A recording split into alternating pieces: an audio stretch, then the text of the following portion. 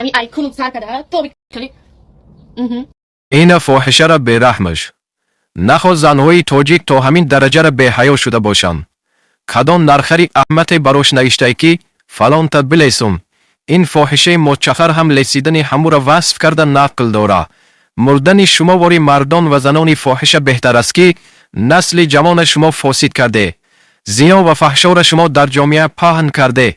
واقعا وقت مردهای ملت دیوس و بغیرت کشیدن، زنهاشون میبراین و آشکارا زنا میکنن و حتی از همین زناکاریشون تعریف میکنن و فخر میکنن. واقعا در طول تاریخ تاجیکان چنین به حیایی نبود. نخواد در بین تاجیکان یک نفری هم نباشه که پیش ره این مثل فاحشه ها را بگیره. وزارت فرهنگ، مقامات قدرتی، شما کجا را نگاه میکنه؟ زنهای حجاب پوش از بازارها و اتوبوس ها قپیده شرف کرده میتونه.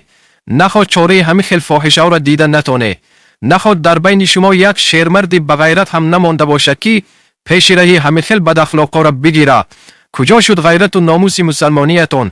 ای جوان مردان تاجیک، والله قسم پیش ره همین خیل فاحشه ها را اگر گرفته نشوه، همه ما در پیشگاه خداوند جواب میگوییم. میتاری ما دخشنه اشتافیلای توبه کردیم ایتا اوتا نه بکس گم شما زدگیم گم شما را گم نمیکنم فهمیدی؟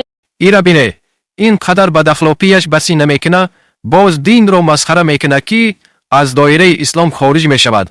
الله ذلیل و خوار کنه شما واری مردهای حیوان صفتکی این مخیل فاحشه ها را دستگیری میکنه.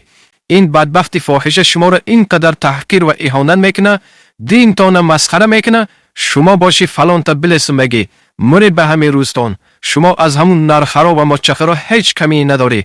الله شما را ذلیل و خوار کنه، زنا و فحشا را در جامعه پهن میکنه.